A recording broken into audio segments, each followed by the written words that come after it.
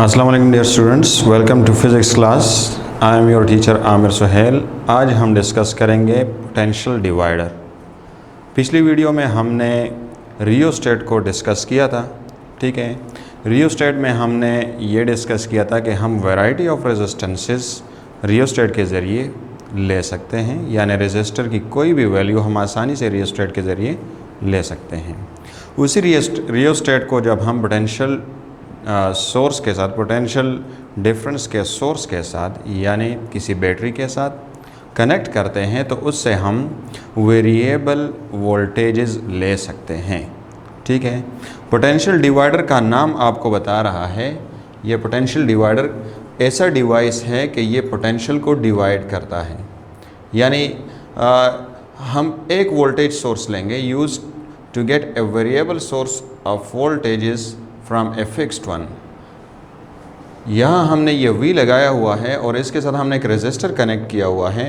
तो वैसे तो लेट्स से V की वैल्यू हमारे पास 12 वोल्ट्स हैं, लेकिन जब हम इसको इस सेटअप में लाते हैं तो इस सेटअप के ज़रिए हम इससे 0 से लेकर 12 वोल्ट्स तक वोल्टेज हासिल कर सकेंगे। क्या मतलब है इसका? कि मतलब इसी V को हम यूज़ कर रहे हैं, लेकिन V से हम अब इससे कम वोल्टेजेस आसानी से रियोस्टेट के ज़रिए या पोटेंशियल डिवाइडर के ज़रिए हासिल कर सकते हैं। 1 वोल्ट, 2 वोल्ट, 3 वोल्ट, 4 वोल्ट, लेकिन याद रखिए 0 से लेकर V तक जो वोल्टेज सोर्स आपने प्रोवाइड किया है उससे ज़्यादा आप हासिल नहीं कर सकते। ठीक है, सो लेट्स डिस्कस इट कि ये 0 to V वोल्ट्स हम कैसे हासिल कर सकते हैं।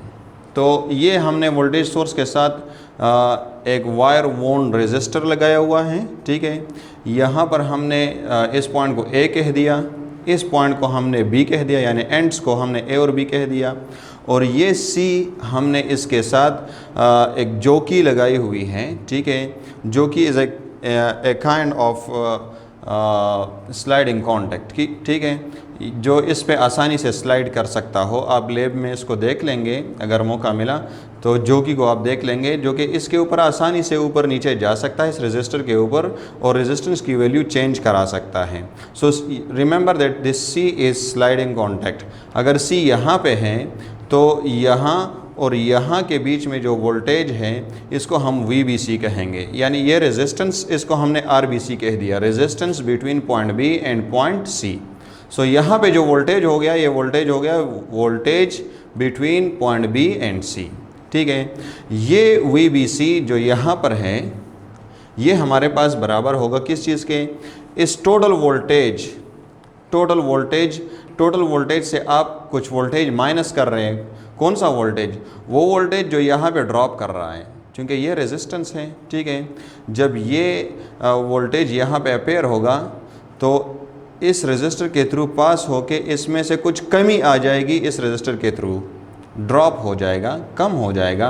वो कमी कितनी होगी? तो वो VAC होगी, हमें नहीं पता।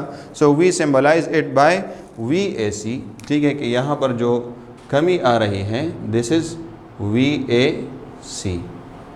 ओके, वोल्टेज में इतनी कमी आ जाए तो जो बाकी रह जाए वो इस रेजिस्टर के थ्रू अपेयर हो जाएगी और उसको हम कह देंगे VBC।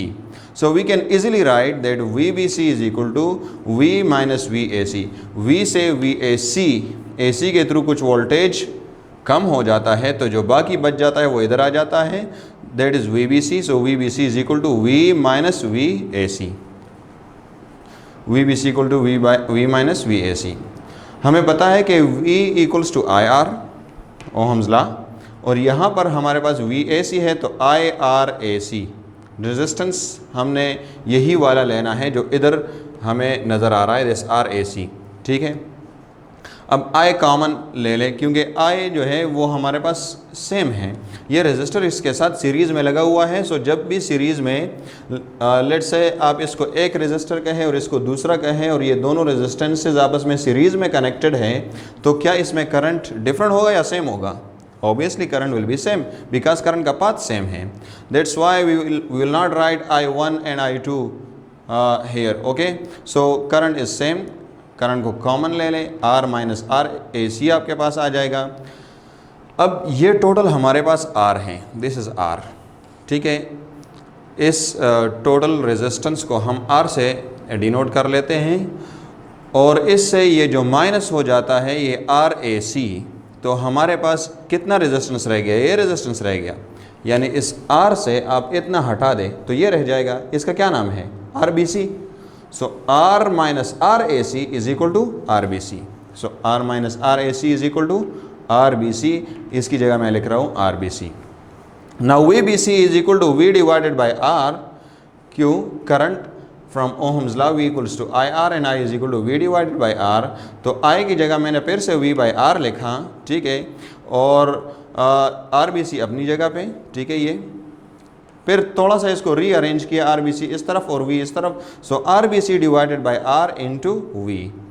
यहाँ से आपको क्लियरली नज़र आ रहा है कि this VBC, this voltage that is appeared between this resistance, this is equal to RBC divided by R into V and this is directly proportional to RBC। R तो फिक्स है, इसको इनवर्स प्रोपोर्शनलिटी की बात हम नहीं करेंगे, लेकिन RBC change कर रहा है, ठीक है, जो कि को आप ऊपर ले जाए तो बढ़ जाएगा RBC, नीचे ले आए तो RBC कम हो जाएगा। सो RBC को ये वोल्टेज जो है ये डायरेक्टली प्रोपोर्शनल है, आपको यहाँ से नज़र आ रहा है। और इसको आप ऐसे कॉन्सेप्चुअली भी समझें, ठीक है, कि ये क्यों ऐसा है। जब हम इस C को इधर ले आए तो RBC बढ़ गया, लेट्स से आप इसको इधर ले आए, अब यहाँ से लेकर यहाँ तक, this is sliding contact C, तो यहाँ तक ये आपके पास बन गया RBC। अब क्या होगा, अब यहाँ से जो वोल्टेज आ रहा है उसमें सिर्फ इतना ड्रॉप आ रहा है, बाकी इन वायर्स के थ्रू अपेयर हो रहा है, ठीक है, तो ड्रॉप कम हो गया, ड्रॉप जो है वो हमारे पास इतना हो गया, कमी जो है वो कम हो गई, और बाकी जो वोल्टेज है वो इन वायर्स के थ्रू हमें मिल रहा है, ठीक है। सो अगर आप इसको इधर ले आए C को, तो फिर ये RBC इस R के बराबर हो जाएगा, ठीक है, यानी आप इस C को इधर ले आए, ठीक है, तो अब RBC आपके पास कितना है, B और C के बीच में जो रेजिस्टेंस है वो पूरा R है, ठीक है, और अगर आप इसको इधर ले आएँ यानी B और C को कंबाइन करें तो फिर RBC आपके पास ज़ीरो हो जाएगा, यानी B और C के बीच में रेजिस्टेंस है ही नहीं, ठीक है। तो इन सब बातों को हम देखेंगे और इस पे एनालिसिस करेंगे। RBC ranges from 0 to R, RBC कहाँ से कहाँ तक रेंज कर रहा है, RBC 0 भी हो सकता है और R भी हो सकता है। 0 किस केस में होगा, जब आप स्लाइडिंग कॉन्टैक्ट C को इधर लाते हैं, ठीक है, और RBC R कब होगा, जब आप स्लाइडिंग कॉन्टैक्ट को इधर लाते हैं। ये बात भी याद रखें, हमने बीच में एक बात छोड़ी, वो क्या थी कि VBC is directly proportional to RBC।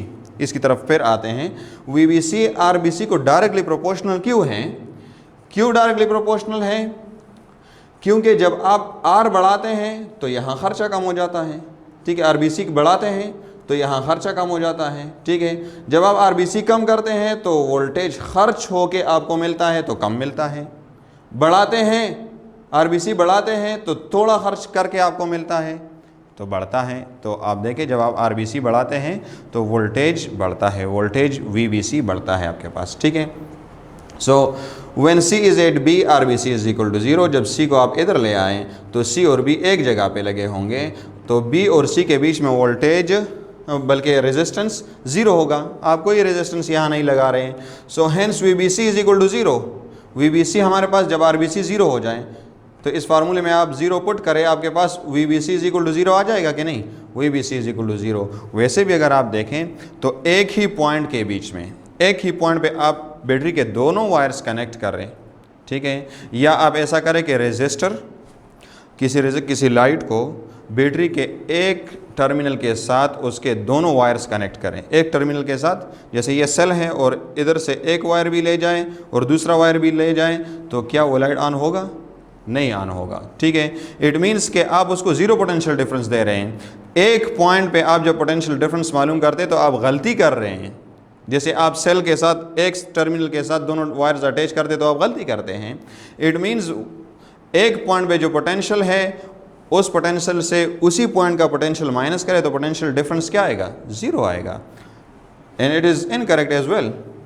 और when C is at A, फिर C जब A पर हो तो फिर क्या होगा, तो मैंने आपको बता दिया RBC is equal to R, ठीक है। B और C के बीच में जो रेजिस्टेंस है वो R है, और यहाँ पर RBC और R पुट करें तो आपके पास क्या आ जाएगा, RBC की जगह R आ जाएगा ना, तो R डिवाइड बाई R क्या हो जाएगा, 1 हो जाएगा, and VBC will be equal to 1V, so VBC is equal to V। ये बात आप याद रखें, इंपॉर्टेंट बात है, ठीक है। और यहाँ देख भी ले कॉन्सेप्चुअली, जब आप C को इधर ले आते हैं, ये C है और ये B है, तो आप यहाँ से जो वोल्टेज यहाँ पे अपेयर हो रहा है उसको आप इस रेजिस्टर के थ्रू पास होने से पहले बाहर ले लेते हैं, आउटपुट में ले लेते हैं। तो B और C के बीच में कोई रेजिस्टेंस, यानी इस वोल्टेज को, जो चार्जेस के पास जो एनर्जी है उसको कोई रेजिस्टेंस नहीं मिल रहा, सारा का सारा वोल्टेज आपको मिल रहा है। That's why we say VBC equals to V। So RBC divide by R ranges from 0 to 1, RBC divide by R 0 से 1 तक है, ठीक है। हमने देख लिया 0 और 0, चूंकि RBC 0 भी हो सकता है और R भी हो सकता है, ठीक है। तो RBC की जगह आप 0 पुट करें तो 0 डिवाइड बाई R 0 हो जाएगा, और RBC की जगह आप R पुट करें तो R डिवाइड बाई R आपके पास क्या आ जाएगा, 1। तो इनका रेशो जो है वो हमारे पास क्या आएगा, कहाँ से कहाँ तक रेंज करेगा, 0 से लेकर 1 तक। RBC कहाँ से कहाँ तक रेंज करेगा, 0 से R तक। वोल्टेज एट BC वो कहाँ से कहाँ रेंज करेगा, from 0 to V। So VBC ranges from 0 to V।